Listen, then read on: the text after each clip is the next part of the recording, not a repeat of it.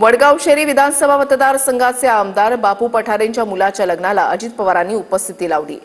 जयंत पाटलांनी सुद्धा या लग्नाला हजेरी लावत वधूवराला शुभेच्छा दिल्या।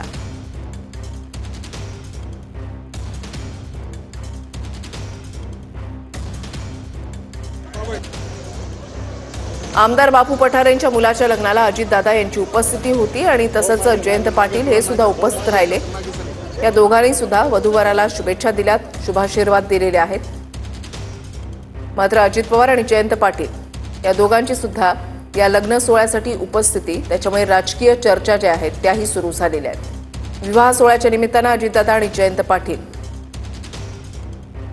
आलेले होते। आमदार बापू पठारेंच्या मुलाच्या लग्नाला अजितदादांची उपस्थिती, त्यासोबतच जयंत पाटील हे देखील उपस्थित होते। ही दोन दृश्य जी आहेत आपण या ठिकाणी पाहताय।